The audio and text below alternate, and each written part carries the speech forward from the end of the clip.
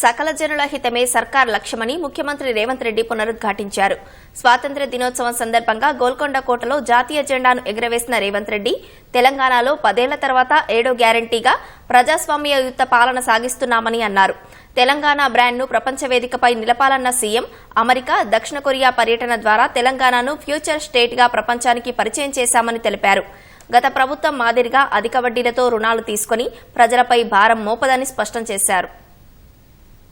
స్వాతంత్ర్య దినోత్సవం సందర్భంగా గోల్కొండ కోటపై రేవంత్ రెడ్డి జాతీయ జెండాను ఆవిష్కరించారు. అనంతరం పోలీసు సిబ్బంది నుంచి గౌరవ వందనం స్వీకరించిన సీఎం రాష్ట్ర ప్రజలను ఉద్దేశించి ప్రసంగించారు. ప్రజలందరికీ సామాజిక న్యాయం, సమాన అవకాశాలు కల్పించాలన్నదే ప్రభుత్వ లక్ష్యమని వివరించారు. ఎన్నికల్లో ఇచ్చిన గ్యారంటీలను పక్కాగా అమలు చేస్తున్నామని వివరించారు. మా సిద్ధాంతం గాంధీ సిద్ధాంతం, మా వాదం గాంధేయ వాదం. గడిచిన 10 ఏళ్లుగా తెలంగాణ కోల్పోయిన స్వేచ్ఛను పునరుద్ధరించడమే మా ప్రభుత్వం తొలి ప్రాధాన్యతగా భావించాం. మెజారిటీ వర్గాల ప్రయోజనాలే ప్రామాణికంగా పాలన చేస్తున్నాం. 10 సంవత్సరాలలో తెలంగాణ రాష్ట్ర ప్రభుత్వ అప్పు దాదాపు 10 రెట్లు పెరిగింది. దాదాపు 7 లక్షల కోట్ల రూపాయలకు చేరింది.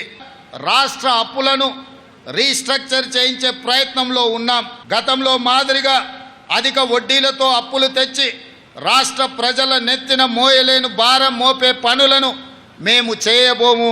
6 గ్యారంటీలలో 2 గ్యారంటీల అమలును ప్రారంభించిన ఘనత ఈ ప్రజా ప్రభుత్వానిది. 4,50,000 ఇళ్ల నిర్మాణం లక్ష్యంగా పెట్టుకున్నాం. రైతన్నల ఆదాయం పెంచేందుకు మా ప్రభుత్వం కృషి చేస్తుంది. తెలంగాణను ప్రపంచానికి ముఖద్వారంగా మార్చాలనే సంకల్పంతో పెట్టుబడుల సాధన కోసం అమెరికాలో పర్యటించామన్న సీఎం ఫ్యూచర్ స్టేట్ గా తెలంగాణను దిగ్గజ సంస్థలకు పరిచయం చేశామని వెల్లడించారు. 19 అగ్రశ్రేణి కంపెనీలతో చర్చలు జరిపి 31,532 కోట్ల రూపాయల పెట్టుబడులకు ఒప్పందాలు జరిగాయన్నారు. తద్వారా 30,000 మందికి పైగా నేరుగా ఉద్యోగ అవకాశాలు లభించే అవకాశం ఉందని వెల్లడించారు. దావోస్ పర్యటనలో 40,000 కోట్ల పెట్టుబడులకు ఒప్పందాలు కుదుర్చుకున్నామన్నారు. గత ప్రభుత్వం తరహాలో అధిక వడ్డీలకు రుణాలు తీసుకుని ప్రజలపై భారం మోపకుండా తక్కువ వడ్డీలతో అభివృద్ధికి అవసరమైన నిధులు సమకూర్చుకునేందుకు ప్రపంచ బ్యాంకుతో చర్చించినట్లు సీఎం తెలిపారు. భూ సమస్యల పరిష్కారానికి సరికొత్త సమగ్ర చట్టాన్ని తీసుకురావాలని ప్రజా ప్రభుత్వం భావిస్తున్నది. సైబర్ నేరాలు, డ్రగ్స్ మహమ్మారి సమాజాన్ని పట్టి పీడిస్తున్నాయి. డ్రగ్స్ నియంత్రణ నివారణకు జీరో టాలరెన్స్ పద్ధతిని మా ప్రభుత్వం అనుసరిస్తున్నది. యంగ్ ఇండియా స్కిల్స్ యూనివర్సిటీకి మన పిల్లల కొలువులకు ఇది ఒక వేదికగా మారబోతుంది. మహేంద్ర గ్రూప్ అధినేత ఆనంద్ మహేంద్రను చైర్మన్గా ఉండాలని వారికి విజ్ఞప్తి చేస్తే వారు ఆమోదించిందని మీకందరికీ ఈ సందర్భంగా సగర్వంగా తెలియజేస్తున్నాను. మన రాష్ట్రానికి పెట్టుబడుల సాధన కోసం అమెరికా, దక్షిణ కొరియా పర్యటన విజయవంతమైంది. 19 అగ్రశ్రేణి కంపెనీలతో చర్చలు జరిపాం. 31,532 కోట్ల రూపాయల పెట్టుబడుల ఒప్పందాలు జరిగాయి. తద్వారా 30,750 మందికి నేరుగా ఉద్యోగ అవకాశాలు లభించే అవకాశం ఉంది. రాష్ట్ర అప్పులను రీస్ట్రక్చర్ చేయించే ప్రయత్నంలో ఉన్నాం. ఇటీవల అమెరికా పర్యటనలో ప్రపంచ బ్యాంకు అధ్యక్షుడితో సమావేశమయ్యాం. తక్కువ వడ్డీలతో రాష్ట్ర అభివృద్ధికి అవసరమైన నిధులు సమకూర్చుకునే అంశంపై మా మధ్య సానుకూల చర్చలు జరిగాయని చెప్పుకోవడానికి సంతోషిస్తున్నాను. నగరాన్ని ప్రణాళికాబద్ధంగా అభివృద్ధి చేయడానికి హైడ్రా ఏర్పాటు చేసుకున్నామని సీఎం పేర్కొన్నారు. అర్హులైన అన్నదాతలందరికీ రైతు భరోసా అందిస్తామని హామీ ఇచ్చారు. సానుకూల వాతావరణంలో విభజన సమస్యలు పరిష్కరించే దిశగా తమ కార్యాచరణ ఉంటుందని చెప్పకనే చెప్పారు.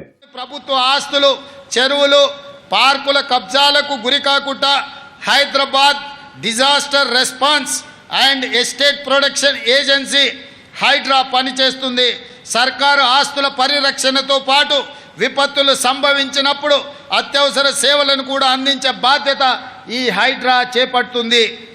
రాష్ట్ర విభజన అనంతరం ఆంధ్రప్రదేశ్తో ఆస్తుల విభజనకు సంబంధించిన సమస్యలను ఇరుగు పొరుగు రాష్ట్రాలతో కేంద్రంతో స్నేహపూర్వకంగా సఖ్యతతో వ్యవహరిస్తాం. అపరిష్కృతంగా మిగిలిపోయిన సమస్యలను సత్వరంగా పరిష్కరించుకోవడానికి ఇటీవల ఆంధ్రప్రదేశ్ ముఖ్యమంత్రితో జరిపిన చర్చలు త్వరలో మంచి ఫలితాలను ఇస్తాయని మా ప్రభుత్వం భావిస్తుంది.